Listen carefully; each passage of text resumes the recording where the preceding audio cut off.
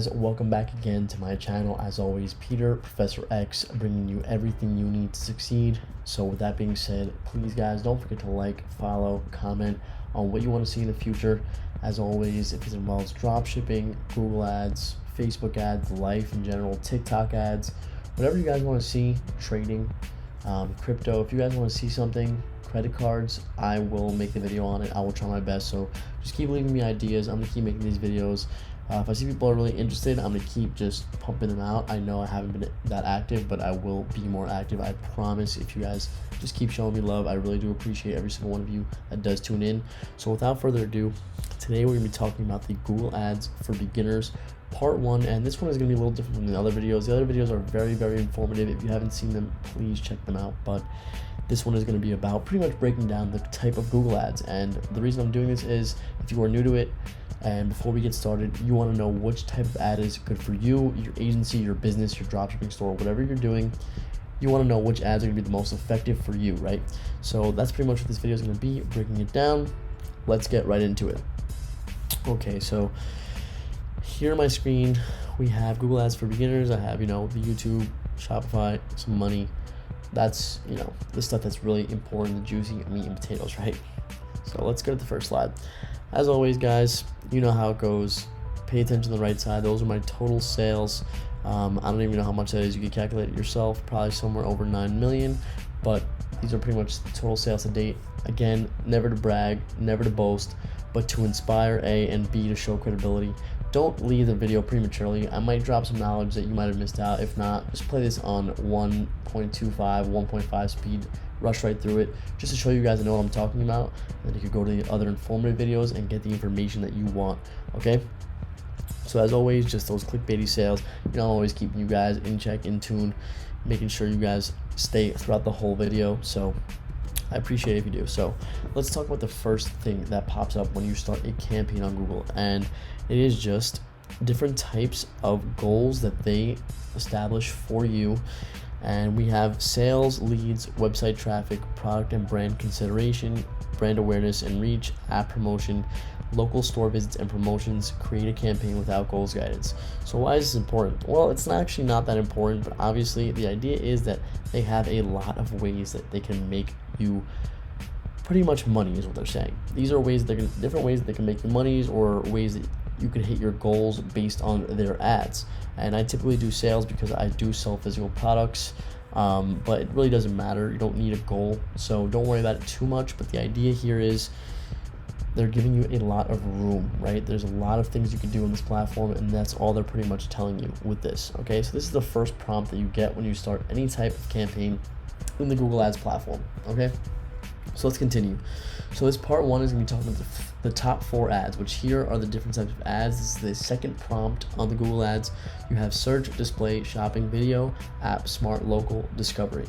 And why is this important? Well, for this part 1 video, and if you want to see a part 2, leave a like and comment and follow. If I don't see that stuff, I'm just gonna assume that nobody really cares. So the part 1's, we're gonna be talking about the first top 4: search, display, shopping, and video. And these are obviously probably the most popular, my favorite, obviously. And we're gonna be breaking this down because these are the ones that are probably gonna be the most effective for your business, whether you're doing SMMA, dropshipping, or anything else, okay? So let's start with the first one, which is the search ads. So we're talking about highly targeted ads. You can test individual long or short tail keywords, which all that means is it goes back to the highly targeted thing. You can target specific things like my other video, teddy bears. You can target very specific things like giant stuffed teddy bears if you sell giant stuffed teddy bears. If you're working for a company that ships flowers and bears, you could do free delivery on big stuffed bears and flowers, stuff like that. And those words can be more targeted, more and more targeted as you find more words that work for you. And this doesn't only work for physical products, okay? So you can send people to a collections page, or product page, or any sort of website URL. So these aren't only effective for products, they're also effective for physical products, getting people to locations or stuff like that. You can use this to retarget your customers, and it is highly effective. They did add some cool new features recently. That's why there's a bunch of asterisks, but the reasoning I put that there is because they have made it way more customer interactive. They've added a lot of things like call buttons and pictures of the products, and different other things that we could get into in other episodes. But they add a lot of cool features, what has made search ads a lot more effective, and these were already very, very effective ads for no matter what you were doing. Pretty much my other videos on my channel are revolved around search ads, so as you can imagine, it is very, very effective for all types of business. And I put at the bottom, most effective with product or service, can be physical, or if you have an in-house store, you can offer coupons and beyond, right? And that's pretty much where your marketing expertise ties in. The more creative you get with something like this, the more turnover you might see, or the more money you might see coming in, stuff like that. If you're doing it for another business, right, as an agency, you might see better results. So those are just some things to think about. So this is what a search ad looks like, and I typed in Google. This is the Google platform, Google search ads, and they're running their own ad to their own website. Google Ads, advertise on Google.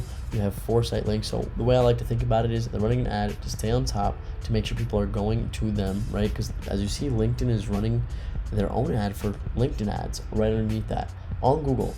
LinkedIn is running their own Google search ad for their own ads, and that's why Google is competing with them, because they realize that they have to. They want to keep this top spot. So what they're doing is they're putting site links. As you can see, there's a lot more text for the Google ad. And those are called site links. And the idea for them is they're going to hold that top spot. They're taking a lot of the eyeball space, the first spot on Google. And it's just, it's getting customers pretty much to only look at their ad as opposed to the other ones that are underneath it. Okay. We're not really going to go into the copy and all that stuff.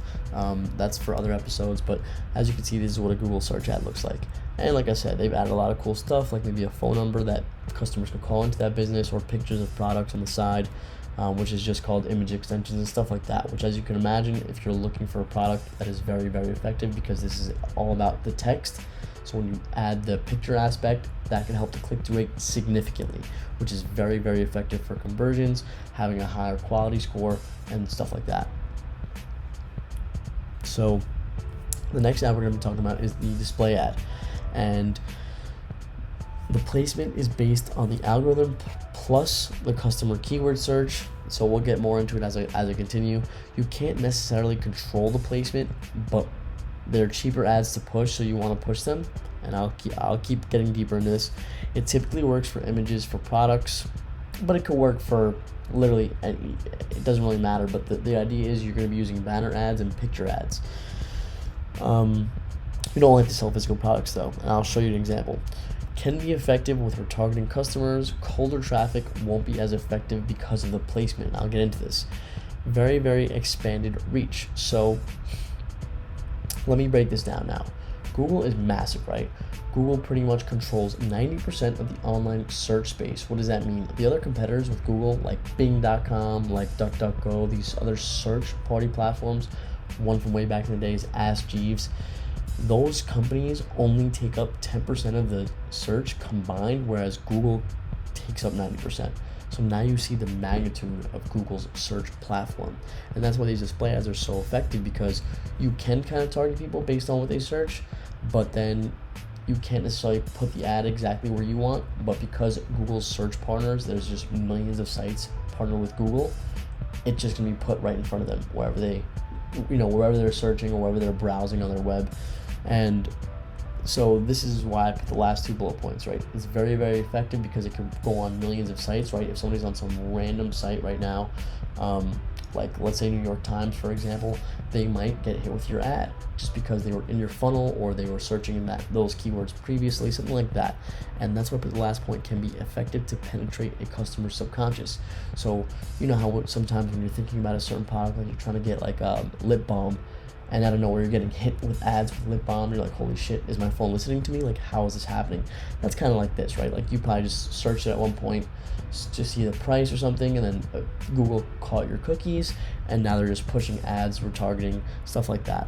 And it really does help put in the customer's subconscious mind, because if you're constantly popping up on all these random sites, it's going to keep reminding you that you wanted that product. So, like I said, it is effective, but the algorithm does push it on these random sites, which you're not going to pick every site, but that's not the point. You're not supposed to pick every site you're going to push your product to. You want Google to pretty much push it to every time a customer's on a site that they're partnered with, which is a lot of sites. you want your ad pushed there. So that's why the display ad is effective. And let's take a look at an example. So this is Capital Gazette. Never even heard of this company. I don't know, it's probably some blog company or some whatever. But this is a Google Ads display ad.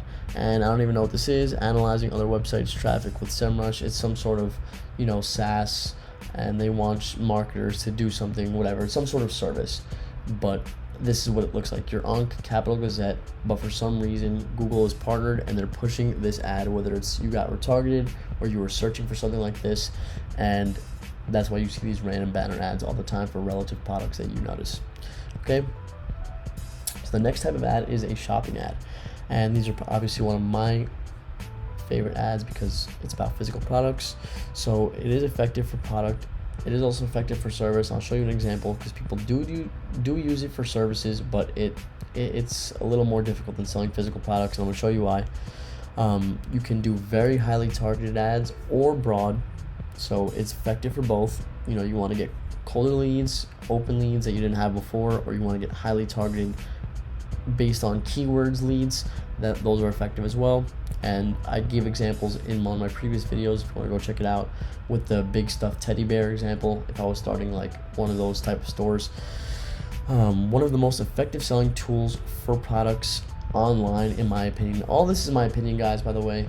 I use Google a lot, as you can tell from the sales, so this is all my opinion. But because of the intent-based shopping on Google, this is obviously one of the most effective selling tools.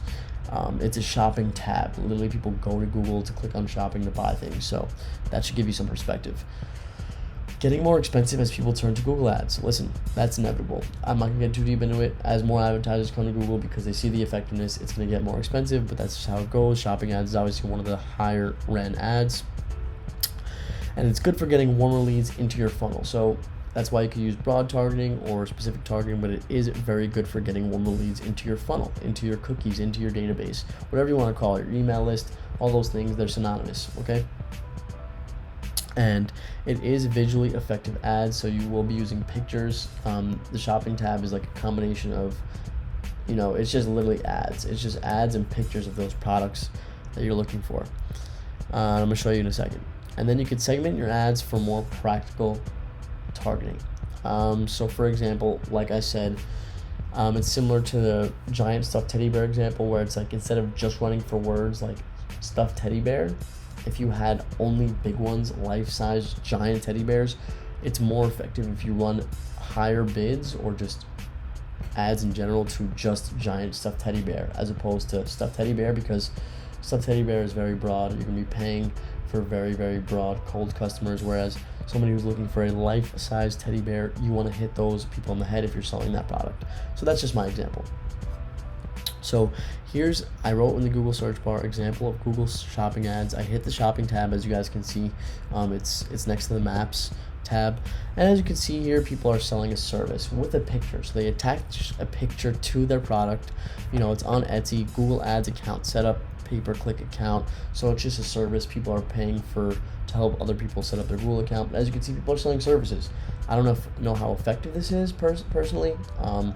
We've only tried it one time with a workout course, and it was pretty inexpensive. We didn't run too many ads, so we didn't get that many results, but I'm personally not sure how services themselves work on this. They may or may not work in some cases, but the search ads, in my opinion, are probably more effective amongst other ads, but people do it, so it must work for some people.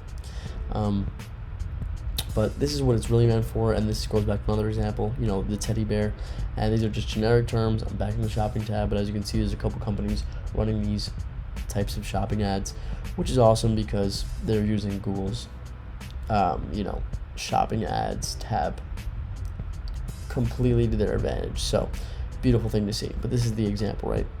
Images exactly tailored to what we have here. Teddy bear, that's the search. So the next one and the last one is video ads. So again, super effective if you were to retarget some customers based on your company's product. Let's say your company was built around one brand product and you have videos to use of customers being really happy with your product. It might be a good idea to run retargeting ads. And this ties into the Google search party network because video ads, they're super effective on which platform? YouTube, which is owned by Google. So you can run video ads to Google for your product or service, and Google is tied with YouTube, and that's exactly where you want to be running video ads. So think about how amazing that is, right? If you wanted to ever run YouTube ads, you would use Google. You'd use your Google ads account. So they're effective visual ads. They're good for remarketing or just cold marketing in general. And you can catch customers on the display network, Google's biggest partners, which I was just saying, like YouTube, which is awesome because obviously YouTube is the biggest video platform in the world pretty much. And there's super specific targeting methods. I'm not going to get too into it, but if people want more information or want to see me run video ads, I have no problem doing it. There are super specific targeting methods, like targeting your customers' URLs or your competition's video types or URLs, your competition's keywords, specific keywords, stuff like that. I'm gonna show you a little more what type of ads you can use, but those are just some examples, right? You can get super targeting with these types of ads, which is awesome because you can remarket to old customers that have seen old videos or an email list that you have collected. You can make lookalikes now with email lists or conversion tracking that you have in your Google's account. So very effective ads, and different type of ad for different performance goals. And I'm gonna show you guys right here. So these are the different type of goals for the video ads, right? You can do a custom video campaign. You can do a non-skippable in-stream video ad, which I'm sure if you watch long YouTube videos, you have seen non-skippable ads before. You can do outstream, which it says reach people on their phones and tablets. Drive conversions, get more conversions with video ads designed to encourage valuable interactions with your business. Ad sequence, tell your story by showing ads in a particular sequence to individual viewers with skippable in-stream ads, non-skippable bumper ads, or a mix. So like I said, they let you customize how you want to do it.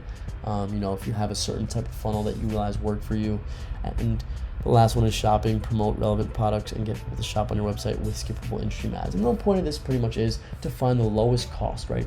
Your goal is always to mitigate costs while maximizing conversions. And the idea is the ones that you don't want to make skippable, you don't make skippable. The ones that you make skippable to save money, you make skippable, and stuff like that. And these things require testing. They require expertise and stuff like that. And they require some creativity. And that's the point of marketing, right? So this is an example of, pretty much a YouTube ad that you could skip. Everybody's seen this before. It says on the side, skip ad. This is what an ad looks like. And some background information. If people do skip your ad, you don't even pay. So that's why there's a difference between skippable and non-skippable, because if they only watch like 5 seconds and they skip it, well, I don't know the exact metric, but you could Google it, ironically.